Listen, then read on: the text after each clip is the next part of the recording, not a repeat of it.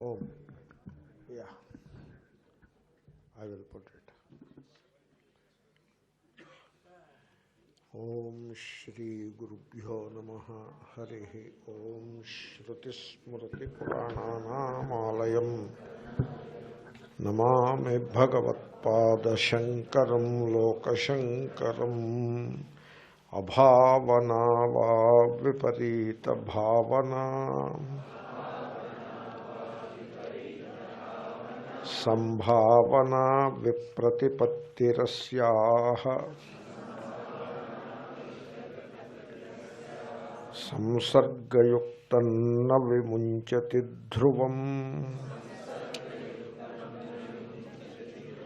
Vikshepa Shaktihi Kshapayatyajasram.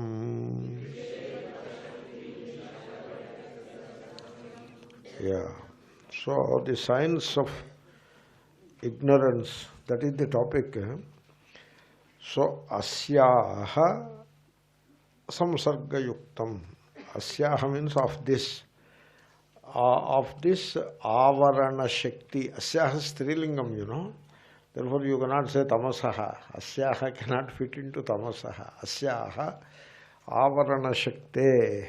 So of this power of covering up. So there is a, even in covering up there is a power. Even ajnana is a power. In fact, ajnana is power only. All power is ajnana. And being is the truth. So, asyaha samsarga yuktam. A person who is associated or who is connected to this power of covering up, so his state of mind will be like this. How? Abhavana. You see, it is said that even as you sit here and look at yourself, the physical dimension is obvious, the body, it is obvious. The psychological dimension is also obvious. And there is a deeper dimension called the spirit, which is the awareness, the witnessing awareness. That dimension is not obvious. It is not obvious. And you have to pay attention to that and then discover it. And the Shastra helps you to discover it, the teaching helps. But you have to discover it. You see, when I say you have to discover it, am I against the Shastra? No, I am not against the Shastra. I am not against the teacher also. In fact, the teacher is no different from teaching.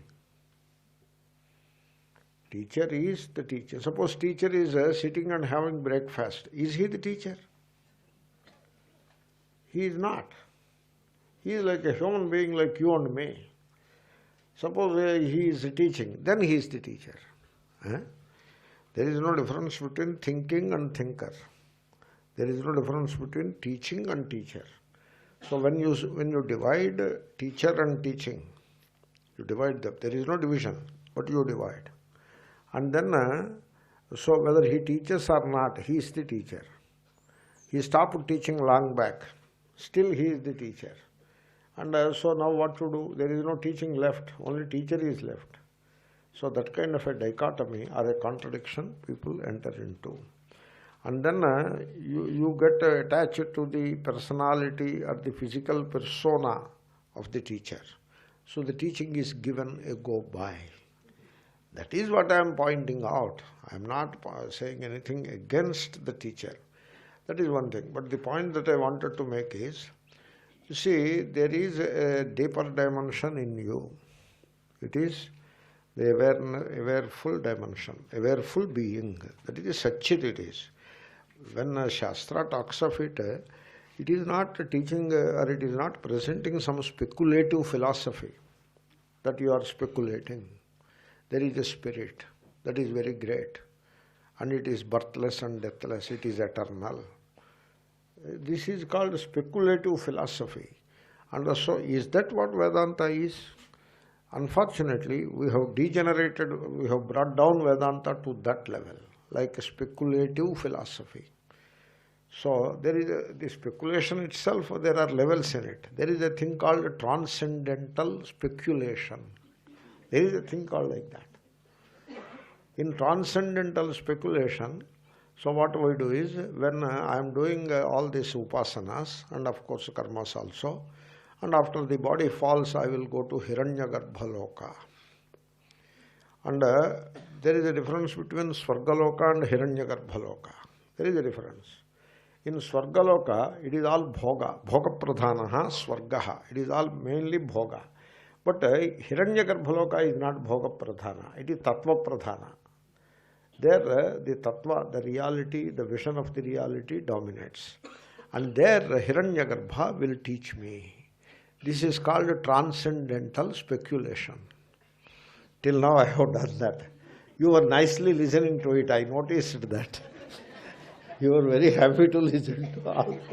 You thought that I am telling something important. I gave you an example of transcendental speculation. Is that what Atma is? Is that I am presenting? Is that how Shastra presents Atma? As a matter of transcendental speculation? People take it like that. That is the problem. So anyway, coming back to the point, when you when Shastra talks of the inner dimension of the spirit called Atma, Atma is a name only. So you have to name it. Therefore, for purpose of communication, so you give a name. So when Shastra talks of Atma, now what you have to do is, you have to look within. You have to look within. To look within, suppose you are attached to the person of the teacher, that becomes a hindrance to look within. And then you are attached to the text of the Shastra, the book, the sentences, the ideas associated with those sentences. You are attached to all that. Even that becomes a hindrance to look within. Therefore, you have to you have to give a go-by to all that and really look within. And when you really look within, you see, you experience the physical dimension, and then you experience the psychological dimension, and then you are not either of them, because you are the one who experiences, you are not the one which is experienced. And so you are that awareful being, which is the spiritual dimension. So when you have to abide in that, you tell me, when you have to abide in that, suppose you want to abide in that reality, should you not give a go-by to the extraneous things? You have to give a go-by. Suppose you hold on to the extraneous things, then you will not be able to pay attention to that inner reality. So this is what I am saying. And so you should be yourself, you should be alone. The teacher, he has done his job and he will go his way. The Shastra has done its job, it shows you the truth, and so even that is kept aside. Yatra Vedaha Aveda Bhavanti. So and then you are with yourself, all by yourself.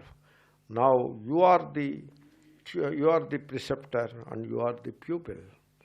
There, when you look with yourself in yourself, as when you abide, then you are in communion with that inner reality, which is the witnessing awareness.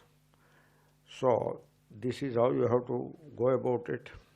But now what happens is, here comes a person and he says, Abhavana, means there is only physical dimension, and of course there is psychological dimension and nothing else. That is Abhavana. He doesn't accept the existence of the spirit. He refuses to acknowledge the spirit. There are some schools of thought like that. The other day, I noticed a dialogue between a spiritual teacher, a good teacher, he makes a good point, and then an atheist. He is a declared atheist. Once a person declares himself an atheist and takes a position that I am an atheist, then now he is badly conditioned by that atheism and that conditioning that I am an atheist. So being an atheist, what should I do? It is like a party baji. Like I am a Congress guy. Means what? Congress Jindabad, Congress Jindabad. Suppose BJP man has done some good job. No, he is not Jindabad. He is Murdabad only. This is the party baji. And so atheism is also one kind of a party baji. Therefore, suppose I say, come on, you look at yourself. Are you aware of the body? Yeah. Are you aware of the mind? Yes. Then who is it that is aware? That must be distinct, and that is the spirit. No. Why not? Because I do not accept it. There is no spirit. It is all the mind only. And then I say, how do you know it is all the mind? No, the watching is the mind, the watcher is the mind. Then I say, okay, the watching is the mind, the watcher is the mind, the watched is also the mind. I appreciate your insight, but that the mind itself is playing the role of watched as well as watcher. That is known, right? Is known. To whom? That is the spirit. So, the knowingness is the spirit. The mechanism of knowing is the mind. And therefore, you have to acknowledge the spirit. No, I won't acknowledge. Abhavana. I won't acknowledge. Why don't you want to acknowledge? Because by acknowledging, he will be abandoning his own atheism. If he acknowledges the spirit, he cannot be an atheist anymore. The society of atheists will dismiss him from the party. They will dismiss. Like these parties dismiss people. The other day, Congress party dismissed one of its members for 6 years. For 6 years it is dismissed. Something. So like that the Atheists Association will dismiss him. Because he has acknowledged on a TV show, he has acknowledged the spirit. He is not supposed to acknowledge the spirit. Therefore he won't acknowledge. This kind of attachment to a school of thought, attachment to the given conditioning, that will make you disown yourself. That is the play of ignorance, avarana shakti, abhavana. Okay? Then viparita bhavana. Viparita bhavana is, you see, Brahma Satyam Jagan Mithya. That is what Shankara said. Iti Vedanta Dindimaha, like that it comes. So Brahma is real, Jagat is Mithya. Okay? Then somebody said, in Andhra Pradesh from Vijayawada, somebody said, Brahma Mithya Jagat Satyam, he said. So what is the logic, you know? The logic on either side. So Jagat is that which you see. It is the seen, always the seen. It never sees anything. It is always the seen. And it is changeful. So whatever is seen, it cannot see. Seeing is knowing, you know. Therefore it is always the known. It cannot know. It is the known. And being the known, it begins and it ends. And in between, it is very changeful. And therefore it is not real. Therefore, the logic is, because it is seen, it is not real. Yadrishyam tannashyam. That is the logic. Based on that logic, we say Jagat Mithya. Okay, Jagat is unreal. That is where it starts. Though the verse begins as Brahma Satyam, but the argument begins like that. The investigation begins like that. Jagat is Mithya. Jagat is not real. Why it is not real? Because you are seeing it. That's why it is not real. Whatever we see is not real? Yes. Like what? Like movie. Movie you see. It is very absorbing. Some of these movies are very absorbing. Hollywood movies are absorbing in one way, highly technical and action-packed movies, thrillers. So, very well they absorb our attention. We are so totally absorbed, but do you know what is absorbed? when you are absorbed in the movie, only the movie is, nothing else is. You are not there. The theater is not there. The screen is not there. Nothing is there. Only movie is there. Like Titanic movie you are watching. The ocean is there, the ship is there, it is broken, and there is people are drowning, some are alive, some are dead, and then suddenly the hero, heroine, what will happen to them? Only that is there. The theater is not there, you are not there, nothing is there. Only that is there. That is called absorption. So the movie is capable of absorbing you so totally that nothing else exists. But after all of that, it is unreal. Why it is unreal? Because it is always known to you. It is always known to you. That is reason enough to declare it as unreal. Therefore, Jagan Mithya. But then, why Brahma Satyam? Just leave it Jagan Mithya. You leave it there. Why Brahma Satyam? Because you cannot have the unreal without association with the real. The shadow is always connected to the real. Therefore, the unreal, that is the shadow-like unreal thing, is connected to the real. Therefore, there is the silver screen. It is silver screen. Now, word to word translated into Telugu as Vendi Tera. It is exact translation. Silver is Vendi, screen is Tera. Silver screen. What is this silver of the screen? Silver screen means shining screen ityarthaha. Silver is shining. Therefore, it is the shining screen. Screen is asti, silver is bhati. Asti bhati it is. That alone is real. So, or the Satchit, the Drashta alone is real. You have to say like that. Therefore, even the unreal is connected to the real, and that real is Brahma.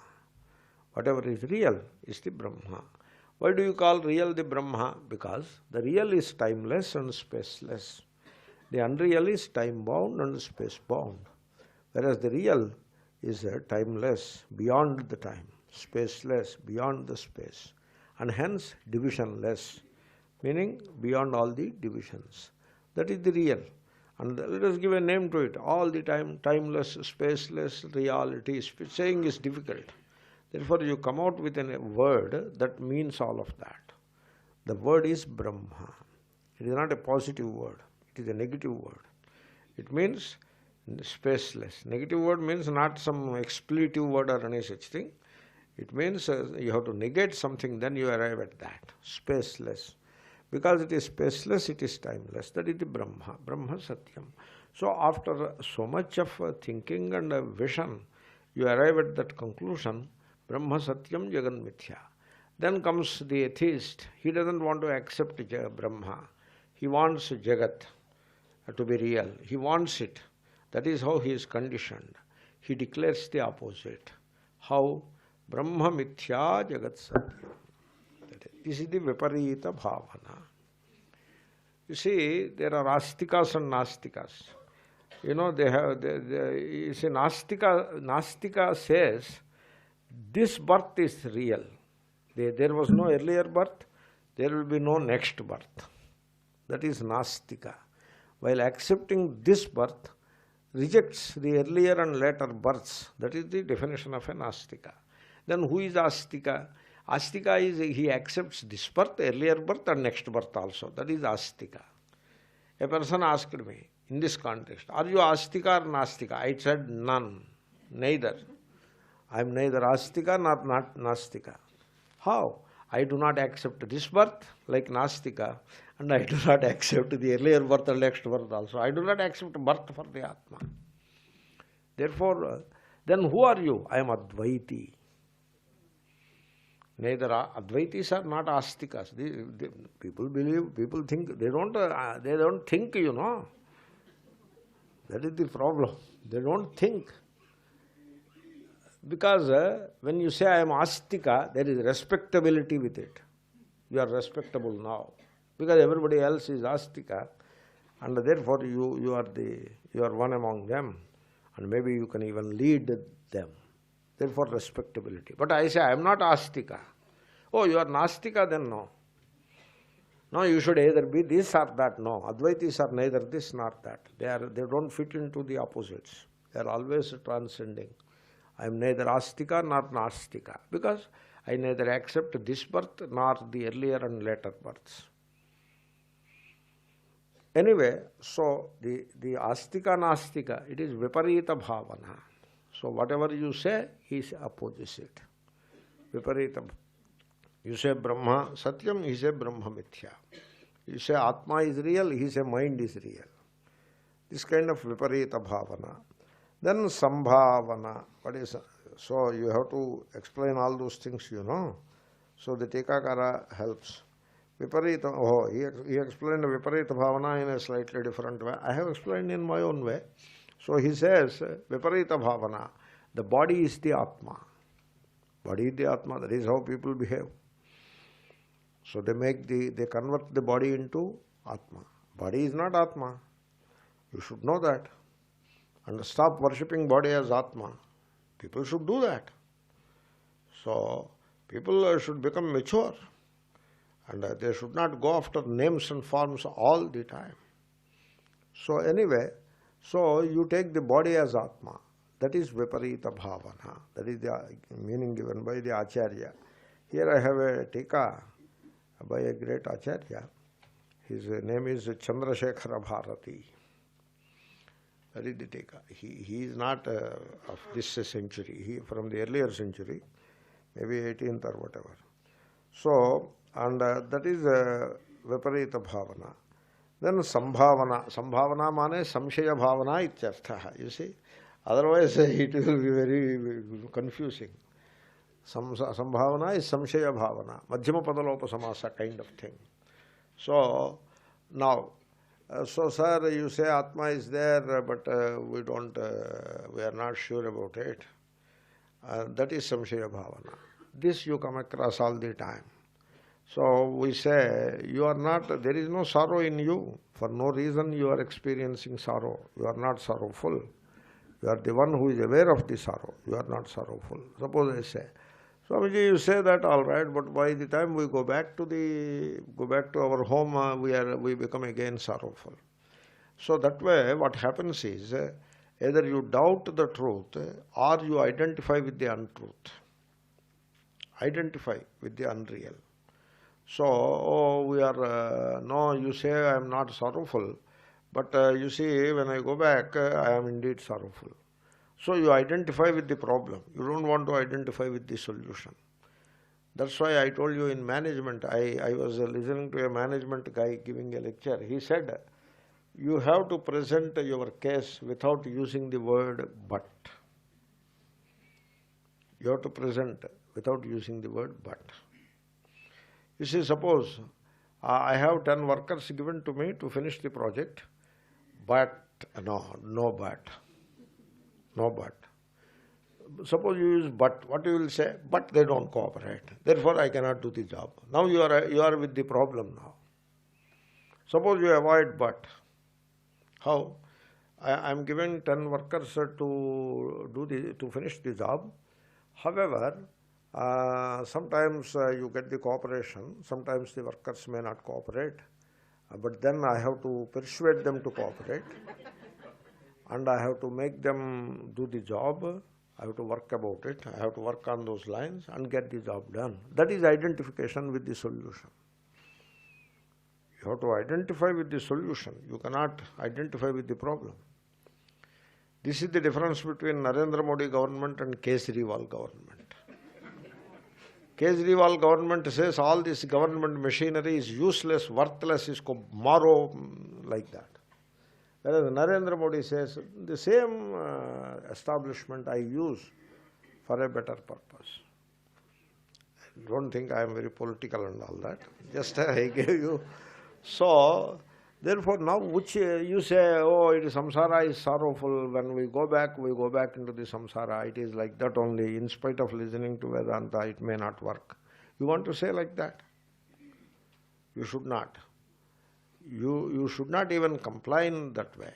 You should not use the word but. So how to proceed? Shastra teaches that Atma is sorrowless, and I too can see that.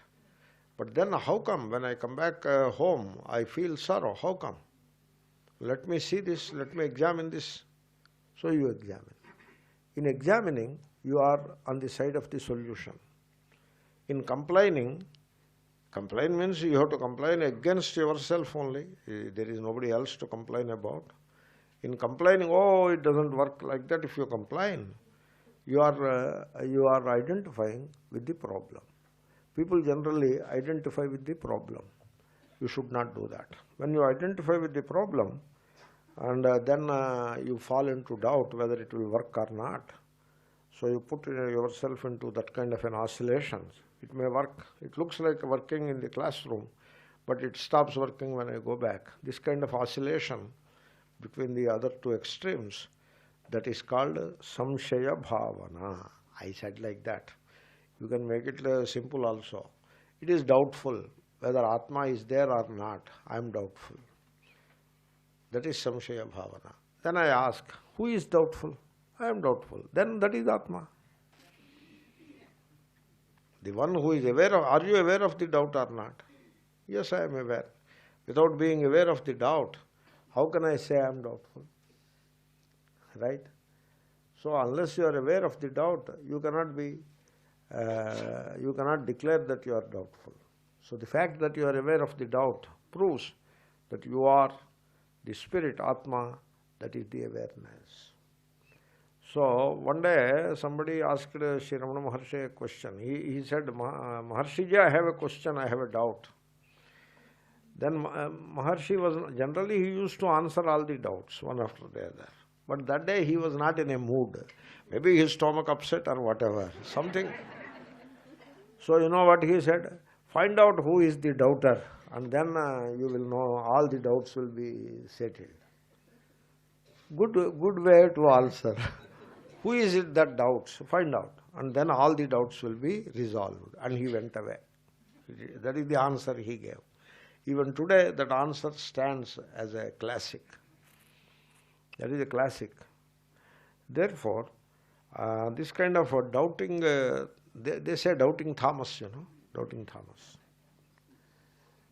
You see, nobody says questioning Thomas. Only doubting Thomas. You have to question to understand.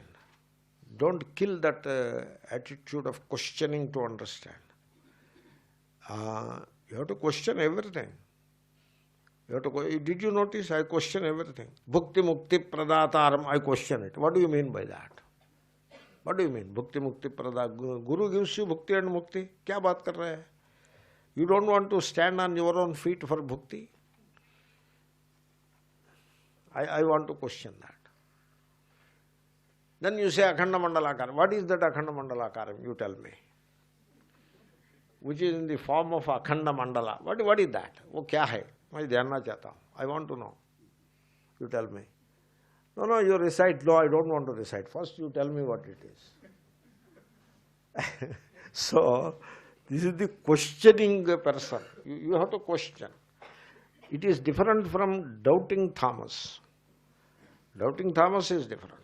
So you don't be a doubting Thomas, but be an inquiring and questioning seeker. So don't confuse between the two. So samshaya, the word samshaya, that is what we use. We don't generally say sandeha. We say samshaya. Samshayatma vinashyati, like that. Ubhayakotyavagahitvam samshayaha. Samshaya is oscillation between the two opposites. So you don't want to settle anything. You don't want to settle one way or the other. You want to oscillate between this and that, between this and that. Some people are like that. So, like a state government employee, he will be looking at the file. Now, should I work on this file or not? Today or tomorrow, today or tomorrow. Like that he will be oscillating. He will never work on that.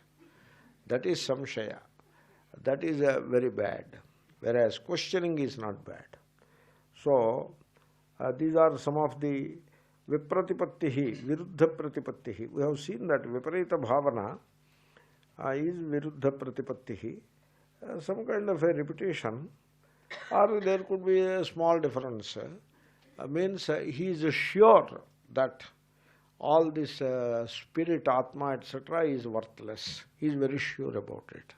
That kind of vipratipattihi. So this is how the avarana shakti, means the power of covering up the truth, works in multiple ways. Like when you identify with the problem instead of identifying with the solution, you have to immediately recognize that as the mechanism of, as the play of tamoguna. That is tamoguna. Instead of that, if you recognize that, then you stop identifying with the problem and start identifying with the solution. The solution will be with you. It is always like that. You should identify with the solution, not with the problem all the time. You see, one person went to a Siddhanti for a muhurtam. Muhurtam is an auspicious time to begin something. He wanted to start a business, somewhat a medium-sized business, a big investment and a big commitment. Therefore, it is natural to be a bit apprehensive, and therefore he went to a Siddhanti kind of person, a spiritual person, and asked, give me a time, auspicious time to start this business. Then this man, he looked at the almanac and picked up a time.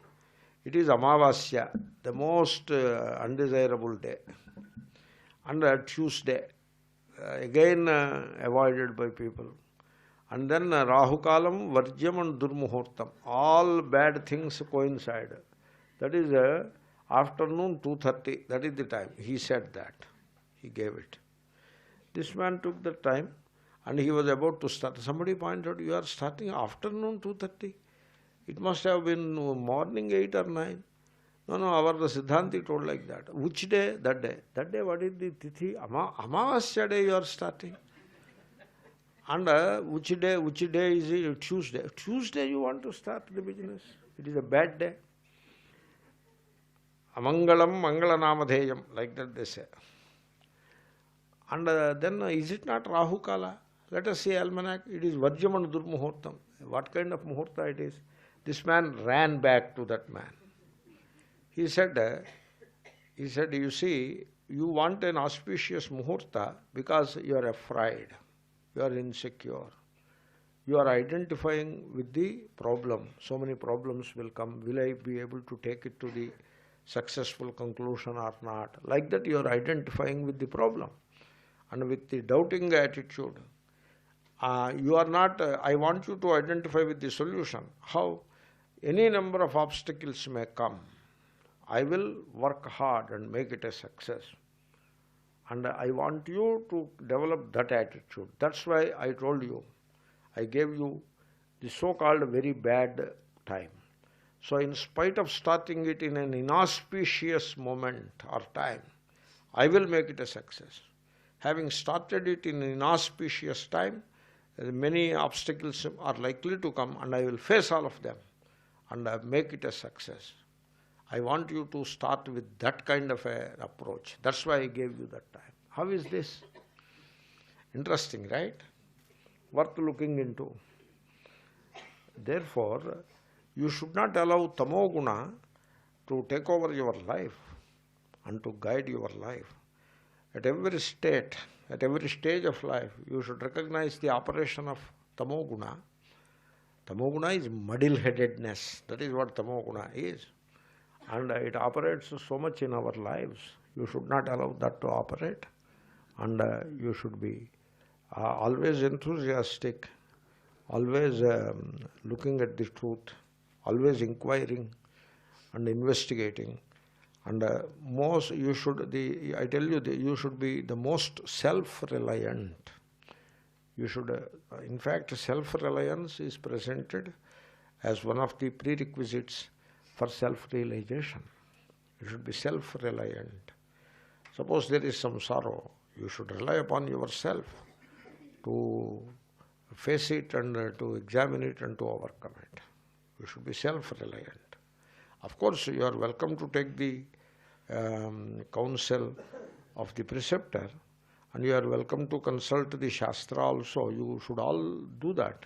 But ultimately you should rely upon yourself, self-reliance. Particularly I am saying it because you should not psychologically depend upon another God-man. You should not do that.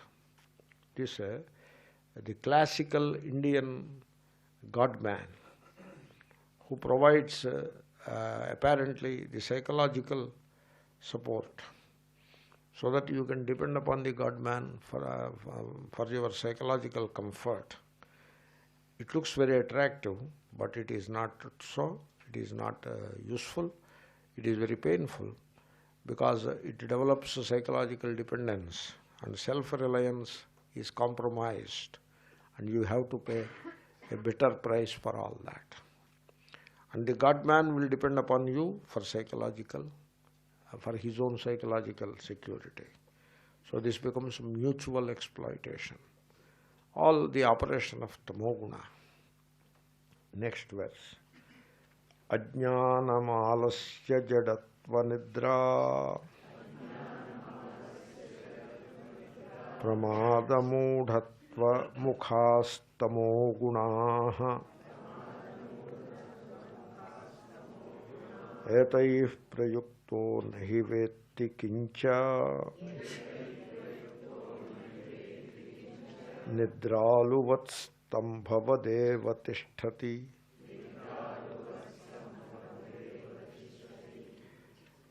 So tamogunaha mane tamoguna karyani ityarthaha. Tamoguna karyas. These are all tamogunas. But there is only one tamoguna. Anyway, one tamoguna appears as all these characters. So, not knowing the truth, ajnanam, that is when something is before you, something is presented, you refuse to know the truth. You fail to know the truth for whatever reason. That is ajnanam. That is the sin. People ask, what is sin and what is not sin? So standing east, suppose you have to praying, standing east you have to pray. If you stand towards the south and pray, that is sin. So like that, and then what is sin and what is not sin? Standing, sitting, how to sit, how not to sit, like this. So suppose you put horizontal lines. Our Vaishnava friends say that is sin. And our Shaiva friends say putting vertical lines is sin. You know, there are vakyas. Whosoever has Tiriyak Pundra will go to hell. Like that, there are that is called Agama Shastra. And our friends have the counter Agamas. Whosoever has Urdhva Pundra will rot in the hell forever. Like that. What kind of Agama it is? So, this is how they define punyam and papam. What is punyam? So, eating in a plantain leaf is punyam. Eating in steel plate is papam. Can you believe it? Like that. They define like that. They are neither sin nor virtue. Ignorance is the sin. Ignorance, that ajnana is the mother of all sins. So, because it causes sorrow. This ajnana is very painful because it is at the root of all desires and fears. All desires, at the root there is ajnana, ignorance. And all fears, at the root there is ignorance. And desire and fear, you see, people ask me, what is wrong with desires? What are you talking? Everything is wrong with desire. Do you know what is desire? Desire is a painful state of the mind. It is not a healthy state of the mind. It is a distorted state of the mind. That is what desire is. So the desire persists for some time. So during that time, the mind is in a painful state. It is not a healthy state. So you want to pursue that. You want the sanction of the Shastra to pursue desires. So Shastra should come and sanction your folly. Why should you expect Shastra to do that? So desire. Desire is, ajnana is at the root of the desire. And at the root of the fear also there is ajnana. And then there are endless errors in life. We commit error after error, mistake after mistake, series of errors. Like, first you desire gold or property, some land property you desire. That is an error. Whatever you get, you should be contented. You should not desire, but you desire. That is an error. Why should you desire landed property? If I don't get this landed property, I will be unhappy. That is your conclusion, which is an error. And therefore, with the elder brother, you fight for the sake of the landed property. Picking up a fight with the elder brother is like father. So if he wants to take some extra property, let him. You should do that. You don't do that. So go and pick up a fight with him. And in the fight, you use all kinds of, once the fight takes over, the anger takes over. Once anger takes over, all kinds of abusive expletives are used indiscriminately. That is a error or sin. That is a wrong thing to do. And then you consult a lawyer. Consulting a lawyer is another sin.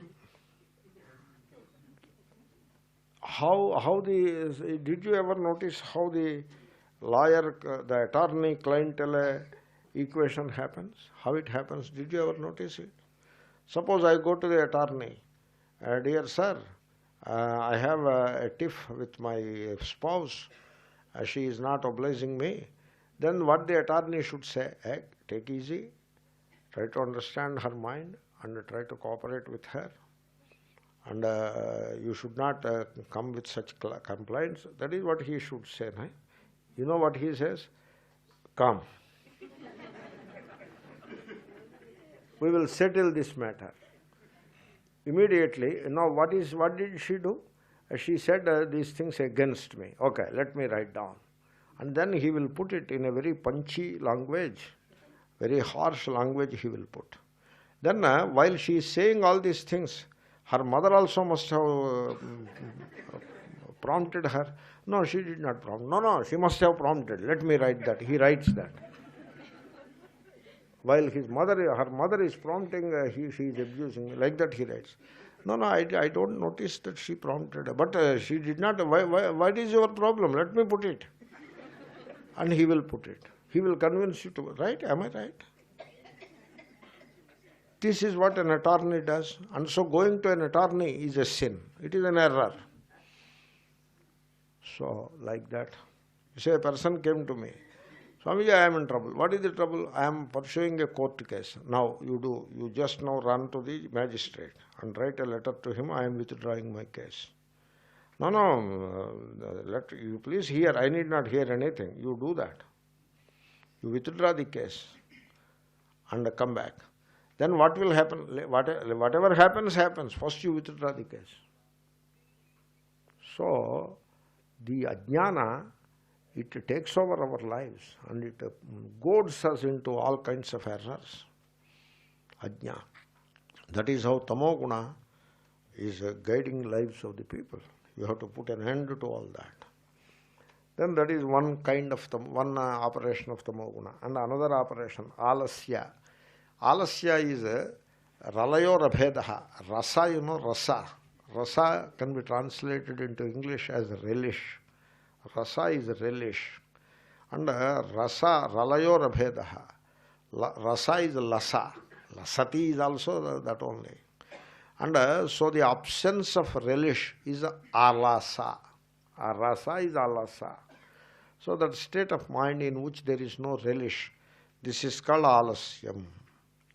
So, you see, I tell you my experience. To explain this operation of this alasyam means absence of relish for the truth. That is alasyam. So, I take a class. In Secunderabad, I teach a Gita class. Weekly, 2 classes I take. It is a commitment and it is going on. And it will reach an end sometime later. So, there are students, committed students. So they come and sit like this. And then there is a temple nearby. And so the temple crowd also will be there. Some people come to the temple. And after temple means what? Tirtham and prasadam. That is how temple ends. First you go there and look at an image and do namaskar or do some such thing. And you cannot even offer flower because somebody else will put a board there. He will put an obstacle there. You have to stand this side. You cannot go that side. So you stand this side and on your behalf he will offer the flower. That is how temples work. I'm not saying anything against. I'm just making an observation. And somebody else offers a flower and then he will give you tirtham and prasadam. And then, so the entire religion has come down to this level. Tirtham and prasadam. You eat the prasadam and sip the tirtham, a little water. And so this temple crowd it is called. And they come out. And they come out and go on to the road. They notice something is going on, it is not for them. They are very sure. But an occasional guy strays into this direction. He steps out of the crowd that is going onto the road and he comes inside. Hey, something is going on, let us see. There is nothing else to do at that time. He is free. Dinner is still waiting. Some other distant time is there. Delay is there. So he comes and sits. There are chairs, empty chairs. So he sits in the chair, he or she. And they listen to it. They sit varying times. 3 to 10 minutes they sit. And then get up. Push the chair away. Arey, you should not disturb the class. No, very insensitive. Get up with a noise, push the chair away with a noise and walk away with a noise. So, because they cannot sit. They cannot sit. Because what is being said, they cannot relish it. There is no relish in that. Because what is being said is not a belief. If it is a belief, there is no need to think. Therefore they sit and see whether they can take over that belief. If it is something to follow, there is no need to think. You can just blindly follow. They will take it. If it is an entertainment, it is called spiritual entertainment. Some story. So there was one Vyaghra Sharma in a village. Oh, then he sits. What happened to him? He was nicely married. He is married to a beautiful young lady. Okay, then what? Even after so many years, they did not have children. That is the story. Every story moves on those lines only. That's why our population has gone up to 1.25 billion because of these stories. Always lack of male children, always lack of children only. Every story starts like that. Ramayana starts like that, Bharata starts like that. Every Purana starts like that. Ramayana and Bharata are epics. There is some sense in all that. But in every Purana, that is the story. The person will sit, he won't move from there. He has to settle what happened and how they got children. Did they get children or not? If so, how they got? And can he use that valuable information in a different context in his life or in somebody else's life? He is now absorbed in all that. But Gita doesn't talk of any of that. In Gita, it says, are you the father? Why do you take this epithet or this appellation, this name that I am father? Are you the father? What are you? Are you the father or are you the Atma? Like that it will be going on Gita. He says, what is this going on? This is not for me. He walks away. This is called alasyam. So, the absence of relish, love for the truth, that is a direct effect of tamoguna.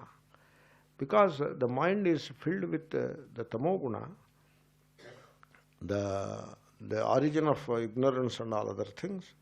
Therefore, they don't find any relish in the truth. That is the meaning of alasya. And the Tikakara says, Alasyam Anudyamaha. Then Jadatvam is also there. So anyway, Alasyam, the way I have described, I have gone by the etymology of the word. Now, Jadatvam Anudyamaha means, you see, some people, they just sit. This is the Jadatvam. Jada is insentient. The human beings are sentient beings, and we are endowed with a pair of legs to walk. We have to walk. There is a topic called biomechanics, a science, biomechanics, the mechanics of the living organisms. So human beings, at one time in the evolution, they were four-legged. They started from they came from the monkeys, Before monkeys, you have four-legged animals. And monkeys are a transition from four-legged to two legs. That is the monkey. Monkey's legs are legs, but the front legs are more like hands than legs. And then comes the two-legged human. Anyway, all this biomechanics evolution is there.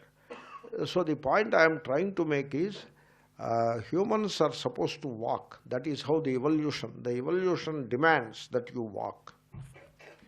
And you walk, you will be healthy. That's all. You walk, you will be healthy. You stop walking, you will become sick. Bas, now you have to go after the medical establishment. So you have to have an insurance policy and a family doctor, and then a hospital nearby, like that. They have gold card, the silver card, the platinum card for the patients. So all that, you have to go after that. Because the biomechanics dictates that you have to walk. And earlier people used to walk and remain more or less healthy. They had their problems, but the walking is the panacea for all ills. And you have to walk. And now what happened? The transport systems have come. Therefore people stopped walking.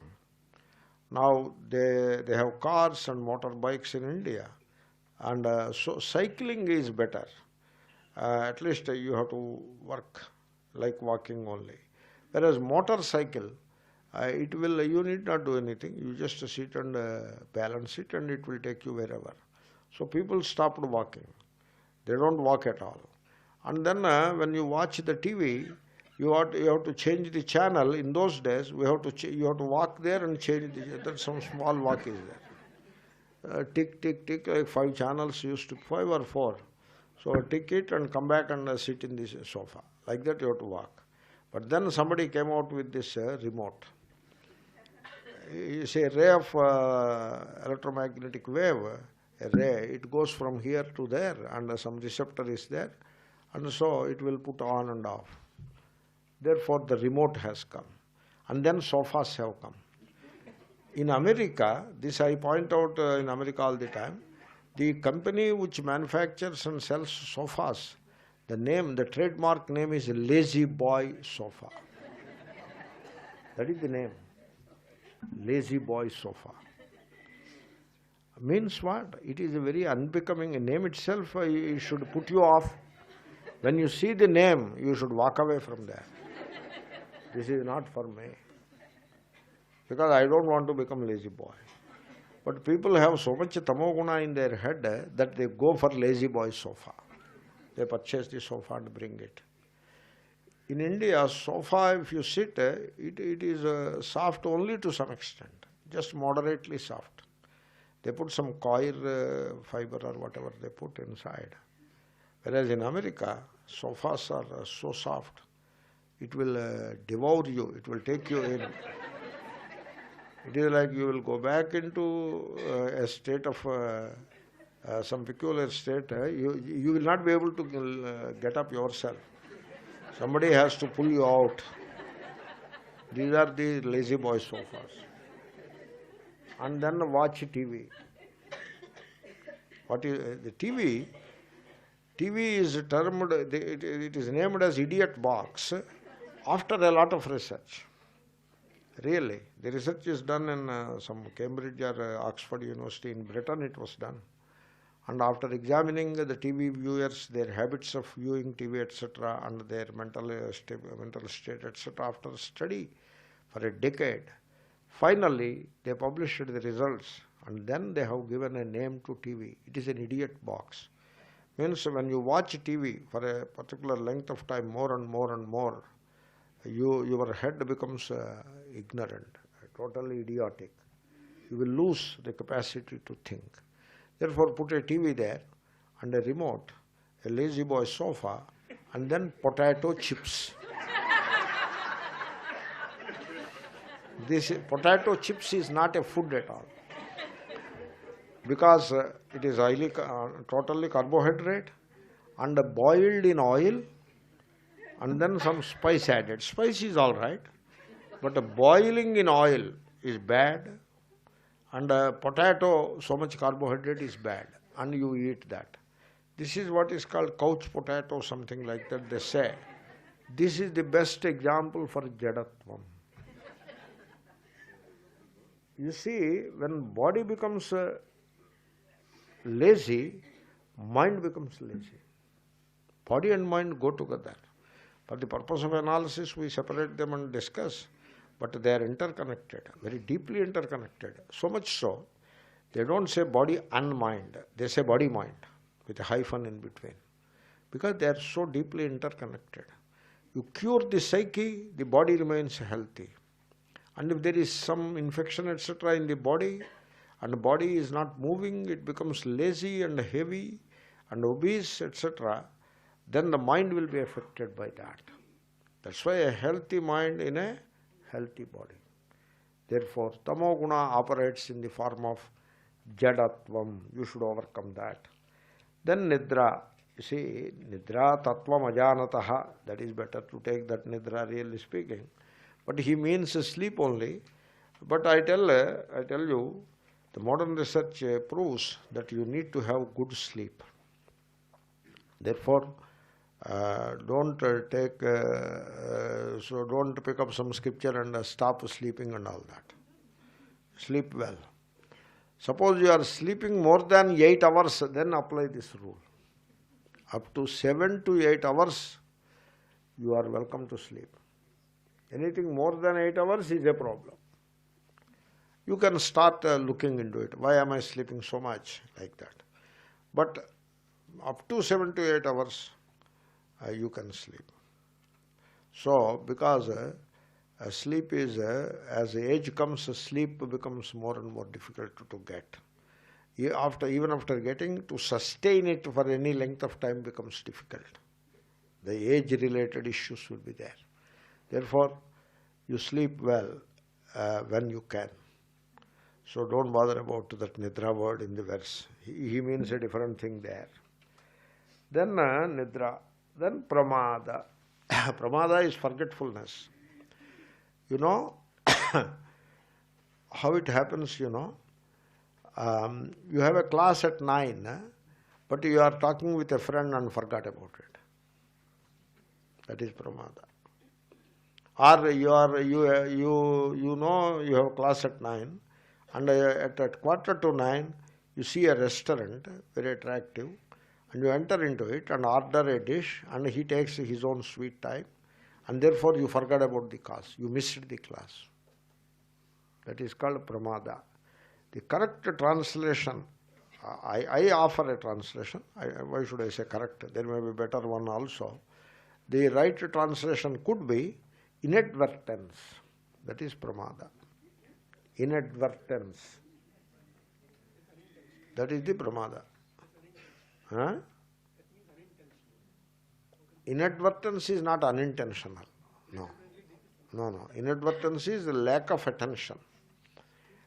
You have to look at the word. Inadvertence. Ajagrata, yeah. So, therefore, lack of a proper focus, lack of proper attention, that is the inadvertence. I will tell you one thing. if only you are attentive to the movement of your mind. Your mind it is, and it is moving all the time, and it is posing all kinds of problems and projecting desires and fears, and it is making a lot of mischief. And you don't pay attention to the mind. You don't pay attention to your mind because you are outgoing. You think your problems are caused by some other person, by your neighbor, etc. Somebody else has caused a problem to you, or some stars or whatever. That direction is there, you know. You move in that direction, and therefore you never pay attention to your own mind, how it is moving, how it is operating, what are its dynamics. You don't pay attention to your mind because you are elsewhere all the time. So that is called inadvertence, and that is the root of all our troubles. On the other hand, you become alert. Give up the inadvertence caused by the tamoguna, become alert, and be watchful of the movement of mind. Suppose mind is desiring, be aware, oh, it is projecting a desire. Then mind is always insecure. It always throws up some insecurity or the other. And immediately you should be alert. Suppose you have 1,000 rupees. Mind says, it may not be enough, you better to keep some more money. That is the mind. It is throwing up a sense of insecurity. No harm if you have to put some more money, you put it. But you don't entertain the insecurity created by the mind. You be alert to that. And then mind says he is an enemy. Mind is tricking you. Mind is a trickster.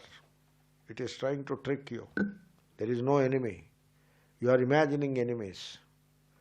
And the enemy is in your head, not outside. Everybody is a samsari. Everybody is struggling. And they are struggling in their way. And you imagine that they are plotting against you. Nobody can plot against you, except unless you plot yourself. Therefore, this is the projection of the mind. Like that you are alert. So this is the alertness or attentiveness, and this is absent in our lives. That's why we are suffering in life. You start being attentive to the dynamics of your own mind, to the machinations of your own mind. You be attentive. The mind becomes very pure and quiet, and it stops its projections, and you will not know what is sorrow and fear. Therefore, tamoguna, that is the inadvertence. It is called pramada. So, we'll finish it and then make progress further. This is science of ajnana. That is what we are doing. So, it's a good job that we have to do, because ajnana is the main thing. You need not worry about jnana. Don't worry. Oh, Swamiji is talking about ajnana only. When will he talk about jnana? Don't bother about jnana. Take care of ajnana. It is like arogyam. Arogyam is health. What is health? Absence of disease is the health. Arogya, that is the word. Therefore, the science of ajnana, will pursue it in the evening class. Om Purnamada Purnamidam